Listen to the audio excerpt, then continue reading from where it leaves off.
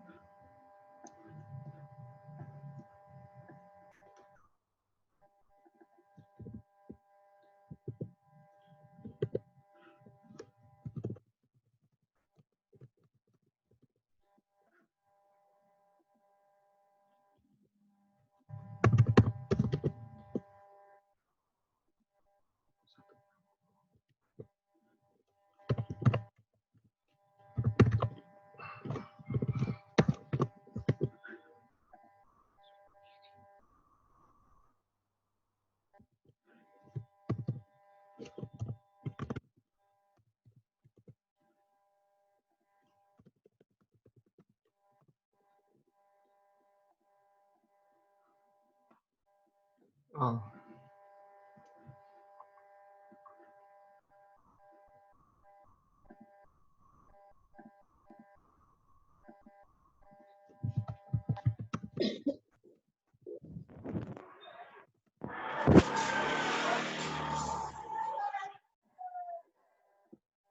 Halo, sorry ya. Ini Zoom gratisan ya, jadi cuma 40 menit aja. Emang sengaja biar nggak lama-lama juga.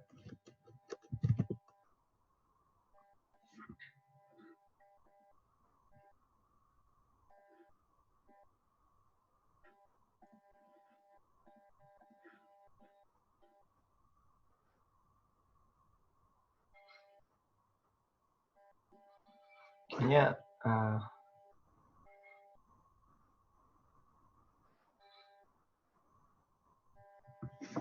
mungkin cuma bertiga tuh juga nggak apa-apa sih sebenarnya, karena yang penting nanti kita ngerekam dulu, terus nanti kita upload juga ya. Kedengeran nggak ya suara saya? Takutnya nggak masuk.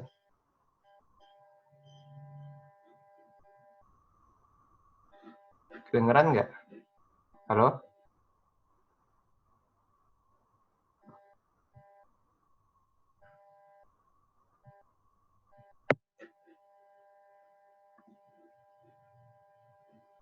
Oh, makasih ya.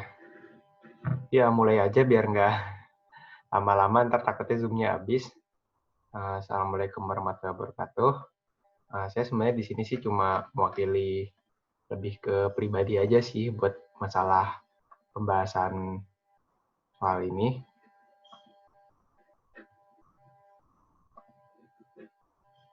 Jadi kita mulai dulu dari soal yang pertama. Jadi soal yang pertama, kita itu disuruh memplotting mengenai kita tuh penelitian itu lagi di lokasi mana. Terus ingat aku tuh kita kayak dikasih suatu koordinat gitu. Nah, ini koordinat yang aku maksud, yang dimaksud yang ada yang di pos 10. Ngomong aku lagi buka start screen sharing-nya yang mana sih?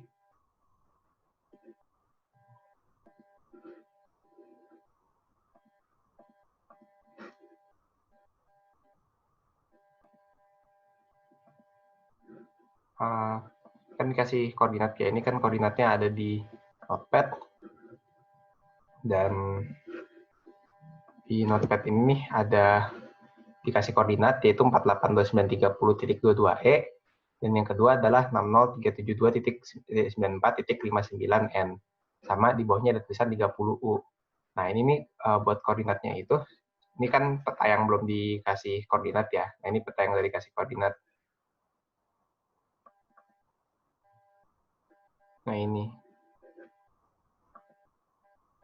Nah, berarti bisa nah, ini tandanya itu, kalau dimintanya 48293.22, berarti ya udah, kalian tinggal lihat aja angka-angka yang ada di sini, terus langsung kalian coret dulu.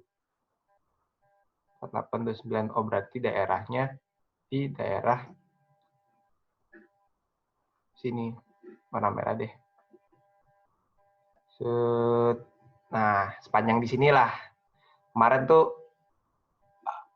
kalian ada yang langsung titikin tuh juga nggak apa-apa, tapi kalau mau bikin garis panjang ini juga nggak apa-apa, pakai penggarisnya lebih bagus biar lebih akurat. Itu kan buat yang koordinat yang E. Nah, E itu tuh maksudnya kan east ya, dia timur. Jadi makin besar angkanya, tandanya dia makin ke timur, jadi dari kiri ke kanan. Gitu.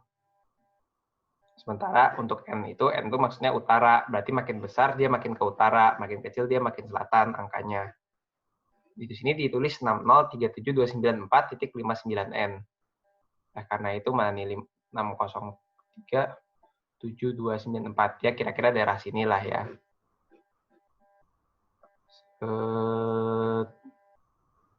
Berarti jawabannya itu adalah ada di daerah sini. Oke, warna yang lain deh, warna biru. Nah, ini jawabannya. Jadi kemarin pas aku lagi koreksi, buat kalian semua yang jawab entah mau di sini atau di sini, itu semua aku benarkan semua. Yang jelas kotaknya tuh yang ada di sini. Kalau seandainya kotaknya ada di sini, ini kan si bujurnya udah bener tapi lintangnya salah, itu aku kasih nilai 3. Atau kalau kotaknya di sini, itu bujurnya udah salah tapi lintangnya masih bener, ya udah aku kasih nilai juga 3. Jadi buat apresiasi peserta aja. Jadi sebenarnya plotting ini gampang banget, dan beberapa dari peserta itu jawabannya salah, jadi emang sangat disayangkan itu buat plotting. Terus buat masalah koordinatnya, ini kan koordinatnya beda. Kalau kalian kan tahu koordinat itu di ini ya, yang misalnya derajat menit detik DMS. Tapi kalau di sini dia pakai namanya UTM atau Universal Transverse Mercator. Jadi kalau di UTM ini sistemnya, bumi kita ini dibagi menjadi beberapa zona. Apa agak buram deh cari yang bagusan gambarnya. Buat pemetaannya itu dibagi menjadi beberapa zona.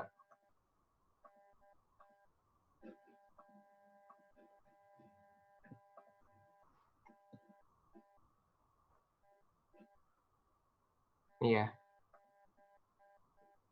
Nah, ini kan dah kejelasan. Jadi dari paling kutub selatan itu huruf A, sampai paling atas kutub utara itu huruf Z. Tapi yang biasanya dipakai karena kutub selatan nggak ada apa-apa sama kutub utara nggak ada apa-apa, mulai dari huruf C, D, E, F, G, H, J, K. Ini sengaja nggak ada huruf I biar nggak ketukar sama angka 1. Terus sampai X, terus di situ di atasnya sebenarnya ada Y, Z. Tapi kita tulis mentok di situ aja. Berarti terus kalau buat dari barat ke timur, itu mulai dari ini international dateline, di sini mulai dari 01 sampai 60. Nah, kalau di soalnya itu koordinatnya adalah 30U, berarti tandanya ada daerah sini. Nah, Ini yang panah kursor yang aku tunjuk. Berarti sekarang tuh lagi ada di Inggris. Oh, Indonesia di mana? Indonesia itu tuh UTM-nya itu tuh sekitar, kalau dari utara selatannya tuh dari huruf L sampai huruf M. Bisa kelihatan jelas ya. Sementara dari barat ke timurnya itu mulai dari angka berapa nih? 47 hingga ke Papua, itu angkanya berapa nih? 54. Jadi kalau di Indonesia UTM-nya itu 47 sampai 54 sampai dan juga dari L sampai huruf P. Nah, tujuannya UTM ini biar hasil pengukurannya itu lebih akurat itu. Saya kalau nggak salah ya, aku belum lupa juga yang benernya gimana. Satu UTM itu misalnya kayak yang mana nih? Misalnya 46033 terus 000. Nah, ini setiap naik satu misalnya jadi 603 3001 itu naik jadi mewakili 1 meter. Jadi pengukurannya lebih akurat. Kenapa pakai UTM itu tuh kadang lebih bagus, karena kalau di UTM itu tuh dia kayak kelihatan banget zonanya gitu. Jadi kalau misalnya kita bilang 30U, ya udah kita mikir-mikir sini. Nggak ada kayak misalnya Indonesia 6 derajat, panjangnya dari 95 derajat bujur timur sampai 141 derajat bujur timur. Itu kan kayak range-nya tuh masih jauh banget. Sementara UTM tuh udah dikotak-kotakin. Tujuannya dikotak-kotakin, biasanya itu kalau derajat menit detik, biasanya dipakai buat yang gede-gede, misalnya penerbangan atau pemosisian satelit. Sementara kalau UTM tuh lebih dipakai buat ilmu geodesi, pokoknya buat mengukur yang kecil-kecil selama nggak nyebrang si zonanya itu. Memang kalau UTM tuh biasanya buat pembangunan infrastruktur atau misalnya pemetaan suatu desa, misalnya masalah pemetaan penggunaan lahan, itu juga kita sering pakai UTM. Kayak contohnya juga peta geologi ini. Peta geologi ini kan skalanya kecil. Ini kita pakai UTM. Terus kemudian itu soal nomor 1 ya. Ada yang mau tanya dari soal nomor 1 nggak?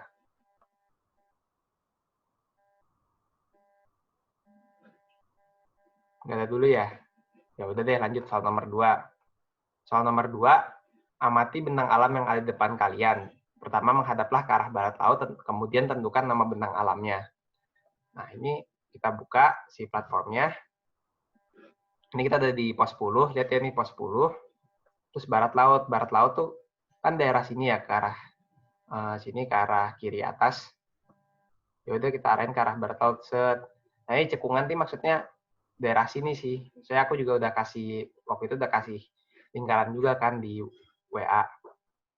Terus kemudian tentukan nama bentang alamnya. Nah, untuk nama bentang alamnya itu tuh sebenarnya udah gampang banget.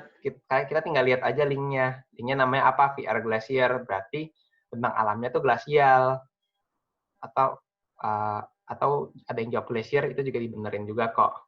Nah, santai aja buat yang jawab glacier. Jadi sayang banget tuh ada yang langsung apa nama bentang alamnya ada yang nyebutnya Sirku atau Yusuf Valley. Itu sayang banget loh. Sebenarnya kalian udah tahu bentang alamnya apa, tapi kalian jawabnya salah. Jadi otomatis kita terpaksa menyalahkan.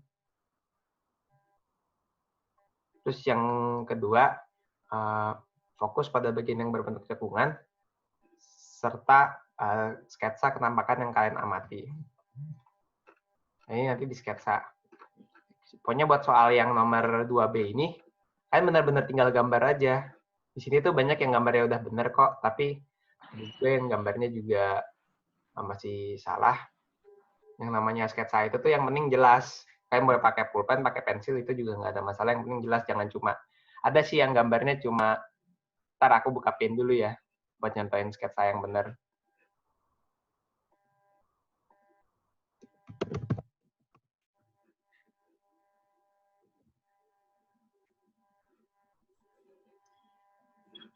Ada juga harusnya kan ada yang gambarnya sketsa itu cuma nggak sih tadi gini ya. Yang cuma gini-gini doang. Ini sayang banget. Harusnya itu tuh ya, ntar aku agak lupa-lupa juga sih. Jadi harus switch tab gitu. Jadi ini dia, inilah. Ini aku juga kurang bisa sketsa juga sih, aslinya. Jadi menurut aku tuh yang bagus tuh kayak gini. Ini buat nentuin bahwa ada lembah daerah sini. Nah, itu. Nah, yang udah gambar kayak gini, ini langsung kasih nilai full. Sementara kalau yang gambar yang kayak tadi tuh ya beda-beda deh. Tapi ada juga kok yang bagus sketsanya sampai diwarnain itu tuh lebih bagus lagi. Meski nilainya sama-sama aja, cuma buat lomba-lomba lain siapa tahu dosennya si jurinya tuh mengasih nilai bagus kalau si pakai warna atau pakai detail-detail yang jelas. Saya kasih nama batuannya apaan. Ini kayak kasih titik-titik ini juga bisa sih. Sabila ya. Cuma kalau buat ini sih emang jujur kalau buat sketsa yang ini jenis batuannya itu masih sulit diidentifikasi. Jadi nggak usah pakai, yang penting sketsa dulu aja lah. Kemudian soal yang 2C, sebutkan dan beri penjelasan menamakan apa saja yang ada di benang alam tersebut. Jawabannya adalah yang paling jelas ini ada U-shape valley. Pokoknya kalau yang udah jawab U-shape valley satu aja itu tuh langsung nilainya tuh udah langsung gede. Terus kemudian ada sirku kan sebenarnya dia bentukan kecil dari imbas valley dari dari U-shape valley itu. Ini kita bisa bilang sirkular. Terus kemudian di sini ada moraine juga. Ada moraine, jadi kalau yang ada jawab moraine juga dibenarkan juga. Terus ada juga sih banyak yang jawabnya aret. Sebenarnya aret tuh di daerah yang agak ke sini. Sebenarnya aret sih nggak kelihatan sih, cuma aku tetap kok di sini sih. Di daerah sinilah, di balik sini ini kan kayak curam, kayak pertemuan antara dua lembah gitulah.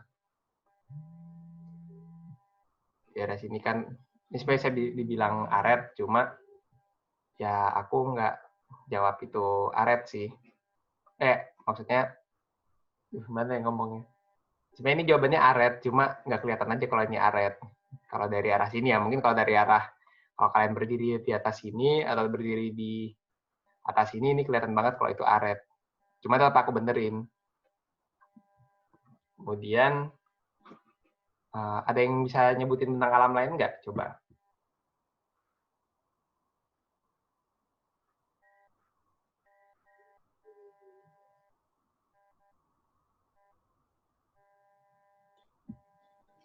Terus ini nama moraine-nya itu paling halo? Kalau di sini ada yang jawab medial moraine, itu juga benar juga kok. Ini yang benar jawabannya itu sebenarnya medial moraine, karena dia moraine-nya itu dari tengah-tengah. Di tengah-tengah. Saya kan ini kan pinggir. Terus ini juga pinggir.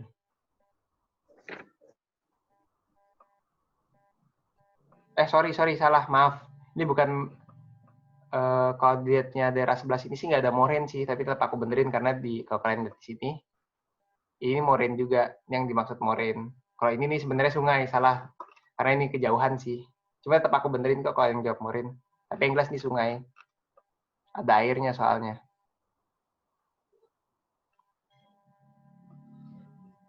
Kalau di Google Map nanti ada warnanya kan biru-biru kan. Nah, ini sungai maksudnya.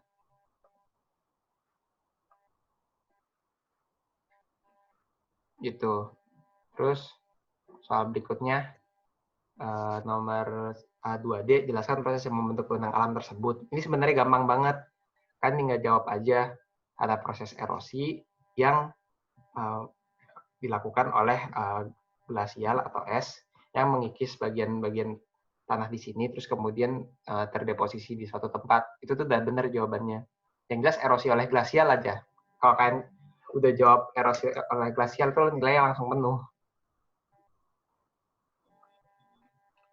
Terus kemudian pos berikutnya, pos 8. Pada pos berikutnya, menghadaplah ke utara, kemudian hadaplah ke bawah. Amati bagian tanah yang Anda lihat. Kita ke pos 8. Ini pos 8 ya, kisahnya. Terus suruh menghadap utara, berarti kita geser-geser ini sampai ininya ngadap ke utara. Nah, ini. Nah, ini kenampakannya ini banyak banget yang salah di sini. Hampir seluruh peserta nggak ada yang jawab ini yang dengan benar loh. Tapi tenang aja, ini nih emang penampakan alamnya nih kayaknya tuh bener-bener cuma ada di tempat ini doang. Ini namanya impact avalanche speed. Impact avalanche speed ini merupakan kayak kawah akibat tumbukan dari avalanche atau dari salju. Kalau kan suka pernah dengar kan kalau ada kawah dari meteor, nah ini kalau kawahnya dari timbunan salju yang longsor.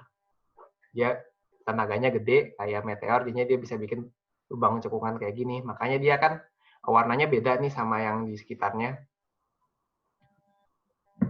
Jadi waktu itu sih ada juga sih yang jawabnya itu tuh bagaimana proses terbentuknya. Itu ada yang jawabnya mungkin kejatuhan meteor, itu tuh ya aku kasih nilai 1 apa kalau nggak salah, karena jawabannya itu udah menuju ke kebenaran, padahal sebenarnya sih yang benar itu adalah jatuhan akibat salju. Buat yang 3A namanya jawabannya itu impact avalanche speed. Kalau menjawab itu nilai 10 poin, selain itu langsung 0. Sementara proses terbentuknya namanya itu akibat tumbukan dari salju yang membentuk kawah. Selain itu, kalau jauh-jauh dari itu langsung salah jawabannya. Terus kemudian nomor 4, terakhir, menghadaplah ke arah barat daya, sketsa dan tentukanlah litologi batuan tersebut. Ke arah barat daya kan sini ya. Nah, maksudnya itu batuan yang ini. Jadi batuan yang ini sebenarnya batuan beku yang cukup masif. Di peta geologinya sendiri aku masih belum jelas juga ngelihatnya ini antara granit atau gabbro. Cuma kemungkinan besar sih gabbro, karena ini warnanya hitam. Tapi nggak menutup kemungkinan juga kalau jadi granit, karena kalau granit itu meski putih, tapi itu harusnya itu udah mungkin luarnya udah tererosi, jadi luarnya itu kelihatannya kayak hitam-hitam. Tapi buat kalian yang mau jawab granit atau gabbro itu sih aku tetap benerin sih. Terus kemudian di sini nih ada kayak butir-butiran batuan. Ini sih bukan kerikil. Ini kalau dibilang kerikil itu sebenarnya nama ukuran batuan sedimen. Jadi ya mungkin benar-benar juga. Tapi sebenarnya yang jawaban paling benar itu adalah glasial till. Kenapa? Karena kita ini ada di bentang alam glasial, sehingga kerikil-kerikil ini terbentuk akibat erosi oleh glasial. Yang jawab glasial till atau till doang tuh benar, tapi kalau yang jawabnya tilit itu kurang tepat. Kenapa? Karena ini kan masih kayak kerikil-kerikil gitu, bukan batuan sedimen yang benar-benar udah terlinifikasi, belum keras. Jadi, sementara tilit itu tuh maksudnya itu adalah batuan sedimen yang udah keras. Ya, otomatis nilainya nggak sebanyak yang til. Terus kalau buat sini bilangnya apa? Cuma litologi batuan sih ya tadi lah itu batuan beku. Yang jawab batuan beku doang, terus bis itu tererosi itu juga udah bener kok. Tapi sih kalau kalian cuma jawab batuan beku doang, tapi nggak jawab adatil, itu nilainya nggak full gitu. Udah selesai sih pembahasannya. Ada yang mau nanya-nanya? Apa lah ya, cuma berdelapan. Halo?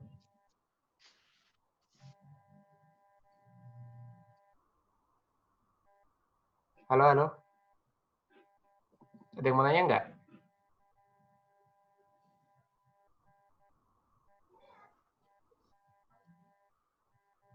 Nggak ada ya? Kalau nggak ada, kita akhiri saja. Kalau mau nanya-nanya lebih lanjut, bisa di chat aja. Jadi emang grup WA-nya dipiara aja, nggak apa-apa sih.